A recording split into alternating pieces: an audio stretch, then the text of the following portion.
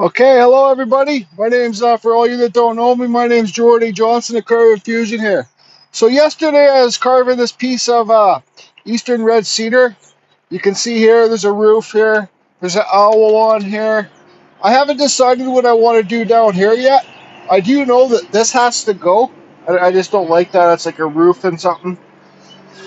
But I'm undecided if I want to hollow it a square right there and make it wishing well. I'm just undecided and I can't think of it. I asked a few subs and I've got mixed decisions on it. So what I'm gonna do now? Some lady called me yesterday. She wants three mushrooms for like little stools for her kids to sit on.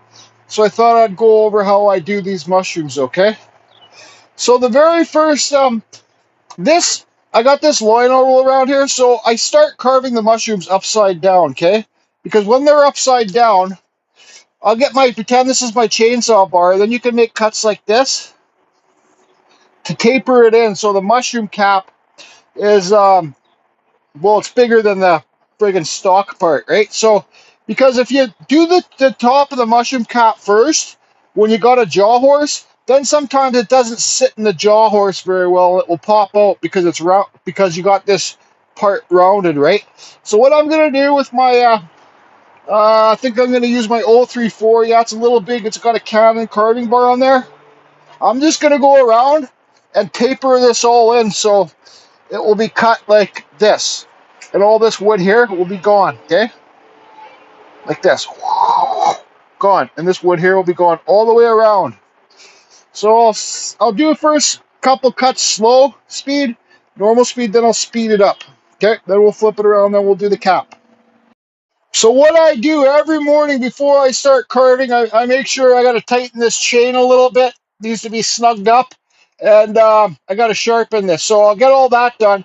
You guys, when you got these dive tip bars, these carving bars, there's no sprocket at the end for this chain to go around. So if you keep your chain too tight, you're gonna cook this end, right? It's gonna pop out, or you're gonna melt it, or whatever happens.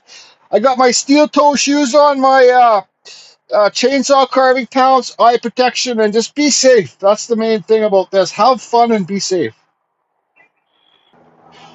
You guys, these mushrooms are very good for beginning chainsaw carvers.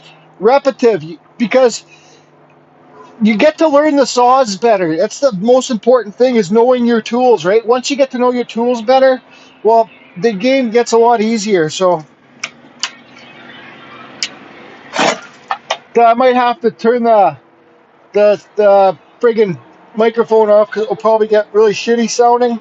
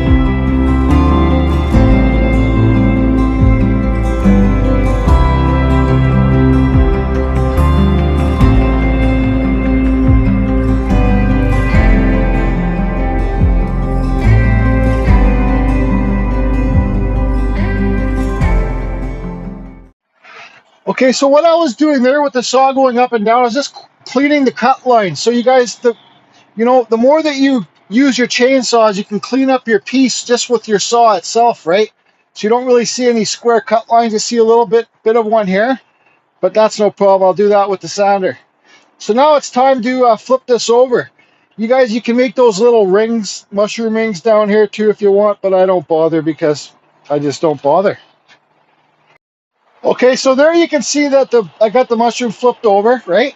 You can see the base of it. The stalk goes on a slant end. So now I'm just going to round off the top with my smaller chainsaw. So what I'll end up doing, I'll just make a cut this way, like this way, and then I'll round it out, all with my saw. You guys, mushrooms are big sellers too. I'll paint these out. She wants one, her son, she's got 3 kids. So one's going to be black with white dots, one's going to be red with white dots, one's going to be orange with white dots. And $50 each, guys.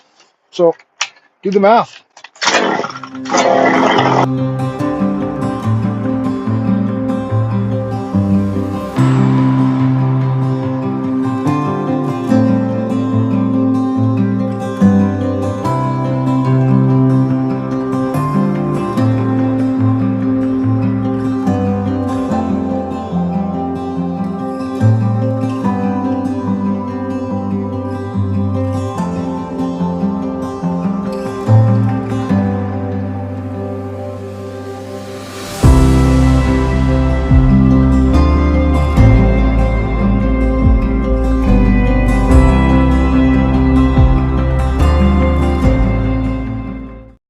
So you can see here I got the top kind of cut round, but you see in this white wood, that's the water wood, pitch wood or whatever it's called.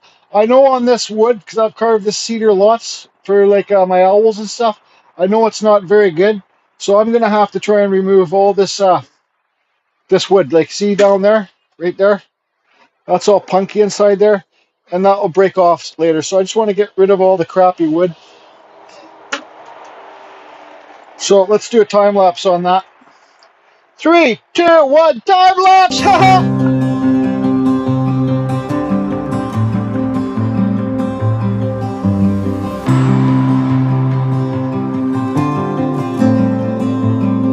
Okay, you guys can see there it's all done. She wants these to be stools for their kids, so I'm leaving the top more flat so they can sit on them.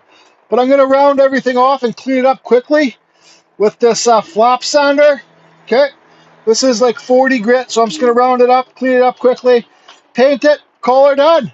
Oh yeah, so after this little sander thing here on the grinder, I'm going to just quickly go over it with this, just the top of it, smooth it out just a little bit, okay? I'll burn the bottom, and anyways. Okay, so I just realized I don't have any black or red spray paint here, but I got some of this orange left from pumpkin, so let's start with the orange one. Anyways, I just wrapped this ape around so I don't get anything on the stock. Just paint her, put her out in the sun, let her dry, then you put your little white dots on it. So there you go. There's silly little mushroom sitting in the sun. Once it's dry, I'll get some white paint, paint little dots on it. And I guess I'm going to have to get some black and red paint. Man, I thought I had red. Still wondering what to do about this. I want to cut it out, make it a little planter, because you get green in there, it'll brighten it up. That's what's going to happen, I tell you. Okay, so all these 3 owls are sold. I sold them for $150 each. Yeah. Uncle Kevin said, no, $125 too cheap, so $150 all sold. I just got to put a clear coat on them tonight when I'm done this video. Here's the mushrooms. You guys, I want to say with the mushrooms, if you're going to carve them and sell them to people, you should warn the people there's a good chance they're going to crack. So all your wood carving, say there's a good, this is dry cedar, but still a good chance there's going to be a big split down it, following it right here once it hits the sun. So anyways, I don't have any red paint. I got to go take a road trip, buy some red paint. I'm going to go beachcombing for a few minutes. And, oh yeah, before I go,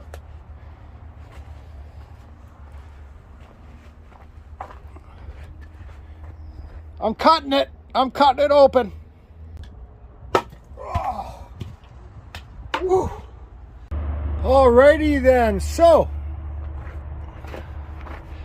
my bigger chainsaw wouldn't start. I think I flooded it. So I used my small one. I had to cut it from the front and the back. So that's actually not too bad. I did screw up. I cut this roof too low, so it's, well, it's just, but whatever. Okay, so you can see here I made this cut. Now I gotta go on the other side and cut this out. So it's, this piece is not there. So that's what I'll do. Anyways, then I'll have to hollow down here, but I don't know if I'll do that today. Oh, I got some red paint. Scott came home and Judy gave me some red paint to paint the mushroom. They're all painted. Ha ha ha ha. Sometimes you just need to sit down, look at your piece, and think, how cool is that? Yep. Okay. Strawberry shortcake, strawberry shortcake. So there's the mushrooms. So you guys ever use your gloves as paint trays? Man, this paint tray's got to be worth at least, I don't know, 20 bucks. Any buyers? So I'm gonna go beach combing for a quick minute to get some sticks for tomorrow's project. I'll make a YouTube video of it. So let's go find some branches. I'm gonna let this white paint dry here.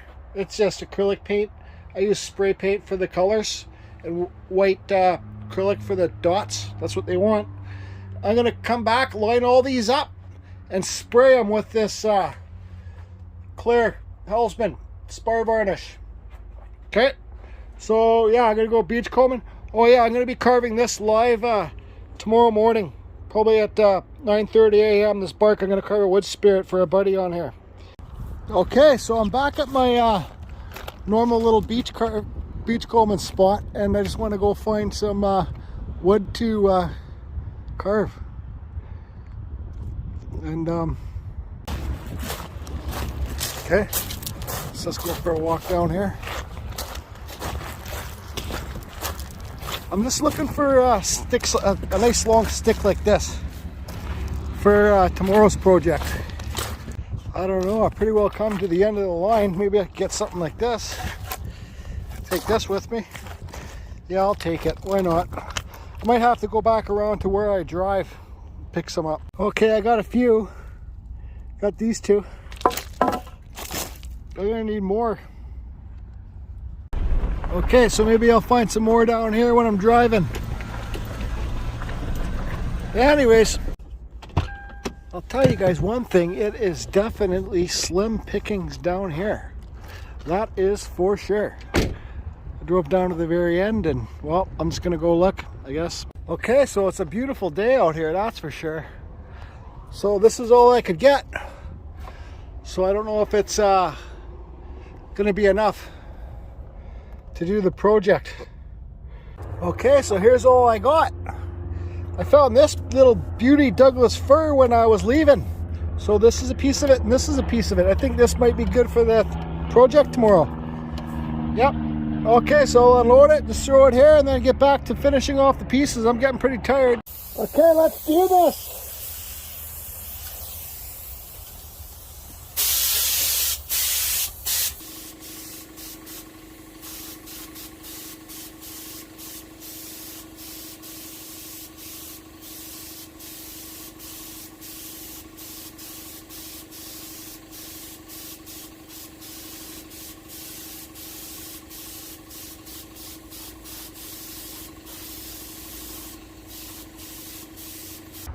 Okay everyone, so I sprayed all these.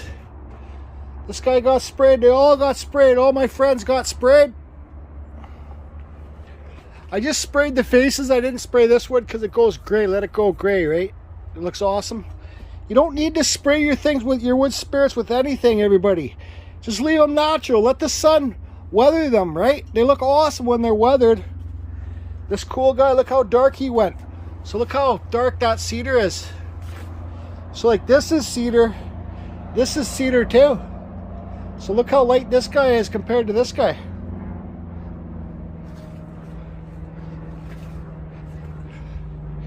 Silly friends. This guy, they're all sprayed. This guy looks dry almost ready. We were talking about this last night. I think it was you, Al. We were talking about when you oil your pieces. Well, this stuff's really thick, this spar varnish. And look at this. It looks like it's already dry. I soaked this thing, okay? Well, it looks like it's dry because it just sucks into the wood. It's still wet inside that wood. So okay, so for example, if this was oil, and I'm like, okay, well, it looks dry. The same day, I keep on putting coats on it. The same day, and it never starts to look shiny. Not for oil, but the spar varnish. It's because the wood keeps sucking it in. You have to give it a day or two to harden. So it's like a layer of plastic on here, right? So give it a day or two to harden before you put another coat on, so the plastic, the layer of plastic inside here, rubber, whatever, the spar varnish will act like a sealer. When you put your second coat on, it should be shiny, or your third coat. Does that make sense? So here's these mushrooms. Strawberry shortcake. So that's it, everybody. I'm going to be carving a piece of cottonwood bark live tomorrow at 10 a.m. Pacific time. Tutorial. I'll try and go as slow as I possibly go. Silly little mouse owl. Yeah, all these owls are sold. These are sold already. So, I got these sticks out here. It's a friggin' mess in my shop right now. I don't know when I'm going to finish this. I'll give it, maybe finish it next week. I need to just have a break. Hey, Steve Kanzura, look at all the sticks I got for my light tomorrow.